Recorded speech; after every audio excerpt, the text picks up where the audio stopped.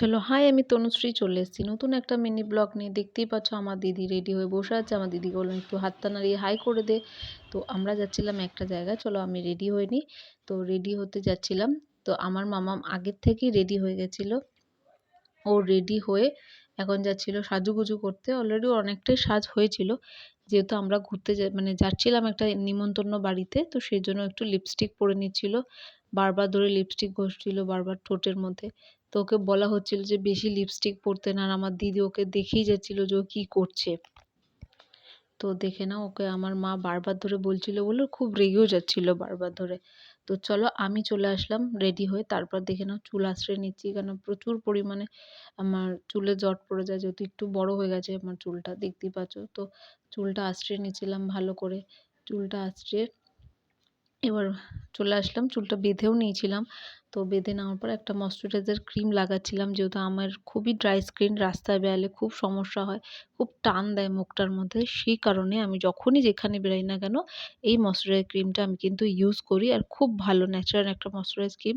তো আমার সেটা খুব ভালো লাগে, মানে ভালো স্যুট করে আমাকে। তো আমি যখনই ক্রিমটা লাগাচ্ছিলাম আর আমার সাথে আমার দিদির মেয়ে ছিল, ও কন্টিনিউ আমার সাথে দুষ্টামি করেই যাচ্ছিল ওই ব্যাটটা নিয়ে। একবার ক্যামেরার সামনে আনছে, ইসে করছে। তো ওকে বলা হচ্ছিল তুই এই দুষ্টামিগুলোর জন্যেই কিন্তু তুই কিন্তু বকাটা খাস।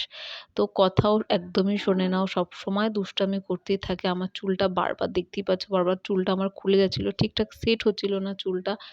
ভালো করে ক্রিমটা মুখে ময়শ্চারাইজ করে মানে ম্যাসাজ করে নিলাম।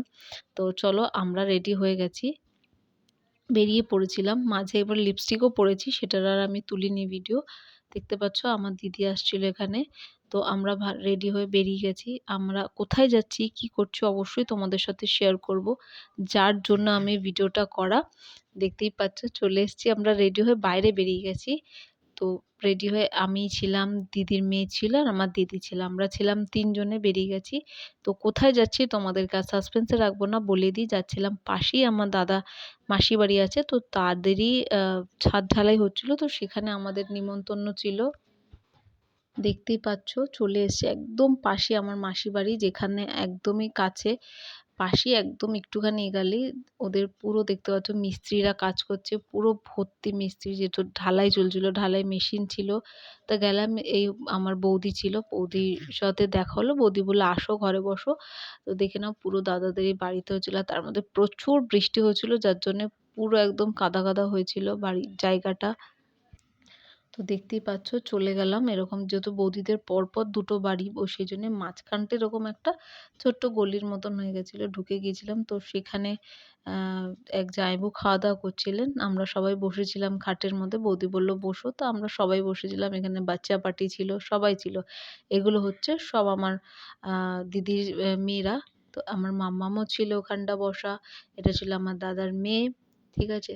এখানে সবাই ছিল, দেখো এখানে ছিল আমার দিদির মেয়েরা। তো ওখানে বসে বসে আমি কতগুলো ফটো তুলেছি, যেটা তোমাদের সাথে শেয়ার করলাম। তোমাদের যদি আমার এরকম ভিডিও ভালো লাগে অবশ্যই তোমরা কিন্তু আমার চ্যানেলটাকে সাবস্ক্রাইব করে দিও, একটা করে লাইক করে দিও, আর বেল আইকনে টিপে দিও, যাতে তোমরা সবার আগে নোটিফিকেশন পাও। চলো টাটা, আজকের মতন পার্ট 1টা হয়ে গেল, পার্ট 2 নিয়ে আসছি।